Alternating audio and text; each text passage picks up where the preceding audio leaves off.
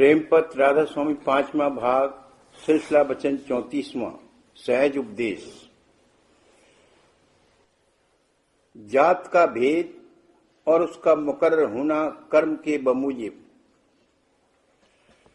दुनियादार लोग जात पर जोर देते हैं,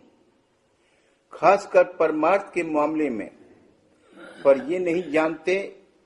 और न जरा विचार को काम में लाते कि जात पात कर्म के मुआफिक मुकर्रर हुई।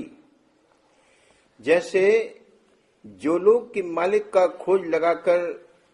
उसकी भक्ति और ध्यान करते थे वो ब्राह्मण कहलाए गए, और जो सिपाहीगिरी करते थे वो क्षत्रिय, और जो वणिज व्यापार करते थे वो वैश्य यानी बनिए और दुकानदार कहलाए, और जो नौकरी और मेहनत और मजदूरी करते थे वो शूद्र। अब जो ब्राह्मण रोटी पकाने या किसानी या चपरासगिरी या दुकानदारी वगैरह करते हैं और जो काम के मुतालिक उनकी जात के था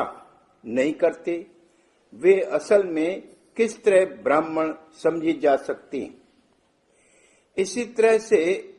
जिन जात वालों ने अपना काम छोड़कर दूसरा काम ले लिया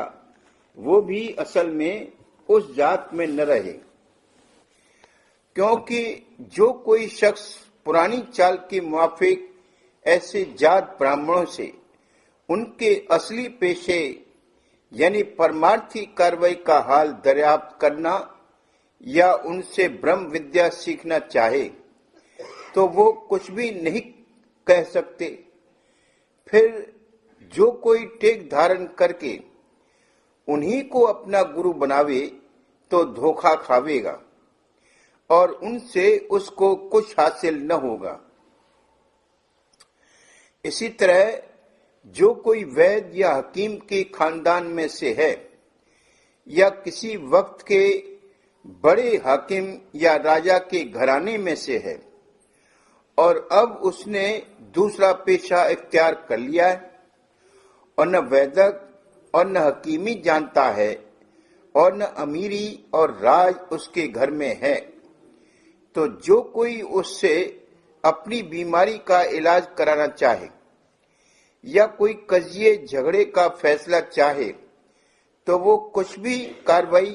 बाप दादे के मुआफिक नहीं कर सकता। जो टेकधारी हट करके वैद्य या राजा की औलाद से रुजू लावेगा उसका काम हरगिज नहीं बनेगा और नुकसान उठावेगा। मालूम होवे कि ब्राह्मण उसका नाम है कि जो ब्रह्म को जाने, न कि जनेऊधारी का नाम ब्राह्मण है। जन्मने जायते शूद्र संस्कारा द्विज उच्यते, वेद पाठी भवेद विप्र ब्रह्म जानाति ब्राह्मण। यानी पैदाइश के वक्त सब ब्राह्मणों की औलाद शूद्र है और जब जनेऊ धारण करके गुरु की सेवा में लगे तब द्विज और वेद पढ़ लेवें और उसका पाठ करें तब विप्र, और जब ब्रह्म को पहचाने तब ब्राह्मण नाम कहा जाता है। फिर जो ब्राह्मण के रस्मी परमार्थ की कार्रवाई कर रहे हैं यानी सत्यनारायण और एकादशी और दसम स्कंद भागवत और रुक्मणी मंगल और रामायण और दुर्गा वगैरह की कथा कहकर अपने कुटुंब का गुजारा कर रहे हैं या मंदिरों में पुजारी का काम कर रहे हैं या बीमारों और कामना वालों की तरफ से जाप करते हैं या पत्रा देखकर मुहूर्त वगैरह बताते हैं और विवाह कराते हैं या तीर्थों के मुकाम पर पंडे कहलाते हैं या कंठी बांधकर मामूली नाम या मंत्र कान में फूंककर जीवों को चेला करते हैं और हर साल रामत यानी उगाही करने को शहर ब शहर चेलों के घरों पर जाते। ये सब और बहुतेरे जो इसी किस्म के काम करते हैं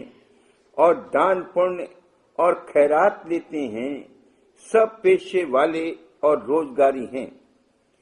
इनके मन में मालिक का खोज या प्यार या भाव बिल्कुल नहीं, और न चाह उसके दर्शनों की या भेद या जुगत के जानने की है। ऐसे ब्राह्मणों से एक जर्रा सच्चे परमार्थ का किसी को हासिल नहीं हो सकता। यही हाल भेखों का है कि घर बार न मालूम किस आफत के वाक़े होने से छोड़कर और कपड़े रंग कर शहर ब शहर और घर घर मांगते खाते और सैर करते फिरते, और सिवाय बानी और पोथियों के पाठ कर लेने के या तीर्थों में भरमने के एक जर्रा भी सच्चे परमार्थ की चाह या खोज या दर्द उनके मन में नहीं। ज्यादा कार्रवाई करी तो कुछ संस्कृत सीख ली और श्लोक पढ़कर लोगों को अपनी महिमा जताने लगे, या वाचक ज्ञान कथ कर अपने तय ब्रह्म मानने लगे और गृहस्थी जीवों को बातों से धोखा देकर अपना मतलब बनाते। पिछले वक्त में लोगों की नजर कर्म और रहनी पर थी, न कि नस्ली जात पर। देखो, व्यास जी मछोदरी के लड़के थे और वशिष्ठ जी गणका से पैदा हुए, और नारद जी दासी के लड़के थे, और सूत पौराणिक जिन्होंने नीमसार में ऋषियों और मुनीश्वरों को कथा सुनाई दासी के लड़के थे, और कृष्ण महाराज ने ग्वाले के घर में परवरिश पाई, और रामचंद्र जी क्षत्रिय थे, और सुखदेव जी जिन्होंने परीक्षित को भागवत सुनाई व्यास जी के लड़के थे, और वाल्मीकि जी बहेलिए थे। अब कहो कि इनमें से कौन ब्राह्मण जात का था? सब अपनी परमार्थी कार्रवाई से इस दर्जे को पहुंचे। इसी तरह जितने भक्त हुए उनमें से कोई भी जात ब्राह्मण न था, बल्कि बहुतेरे नीच कौम से थे। लेकिन बस वह भक्ति के किस कदर महिमा उनकी संसार में हो रही है कि उस वक्त के राजों और अमीरों और जात ब्राह्मणों को कोई नहीं जानता, पर इनका नाम औरत मर्द और लड़के जहां जहां उनकी मानता है हर रोज ताजीम के साथ लेते हैं और गुण गाते हैं। जैसा कि कहा है, जात पात पूछे नहीं कोई, हर को भजे सो हर का होई। परमार्थी कार्रवाई में जात ब्राह्मण और दूसरी ऊंची जात वाले अपनी नस्ली जात का बड़ा अहंकार और मान करते हैं, और अपने से कम जात वाले से चाहे कैसा ही परमार्थी होवे और तनमन धन खर्च करके निर्मल भक्ति यानी खालिस परमार्थ की कार्रवाई करता होवे, उससे परमार्थ का खोज करने या शिक्षा लेने में निहायत दर्जे का परहेज करते हैं। लेकिन दुनिया के मामले में चाहे कोई जात होवे, उससे विद्या और हुनर सीखने में या उसके नीचे नौकरी करने में या उसकी तरह बतरह की सेवा और खिदमत करने में जरा भी ख्याल जात पात का नहीं करते, और उसके साथ निहायत दर्जे की दीनता और अदब से पेश आते हैं, और उसकी सवारी के साथ बेतकल्लुफ दौड़ते हैं। इससे साफ जाहिर है कि इन लोगों के मन में धन की कदर है और सच्चे परमार्थ और सच्चे मालिक का जरा भी आदर और भाव नहीं। फिर इनका कैसे उद्धार होगा और क्या परमार्थ इनसे बन आवेगा? इनको सच्चे परमार्थियों पर तान मारते हुए जरा भी खौफ नहीं आता और अपनी काहली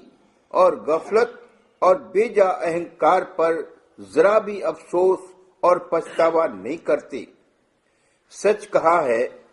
कि ये लोग मालिक के दरबार से निकाले हुए और हटाए हुए हैं। उनको मालिक के चरणों के प्रेम की दौलत जब तक कि यह सच्चे संत और साध या प्रेमी जन के सन्मुख सच्चे मन से दीनता और सेवा नहीं करेंगे, हरगिज हरगिज नहीं मिल सकती है। जो ये लोग दुनिया के मामले और रस्मी परमार्थ में जात पात का व्यवहार और बर्ताव जारी रखें तो मुजायका नहीं, क्योंकि वहां बहुत से काम जाहिरी और नकली तौर पर किए जाते हैं, लेकिन सच्चे परमार्थ यानी सच्चे मालिक की भक्ति में जाहिरी और नकली कार्रवाई कपट में दाखिल है। और इस सबब से ऐसे लोगों को जिनकी नजर ऊपरी और नकली कार्रवाई पर है और असली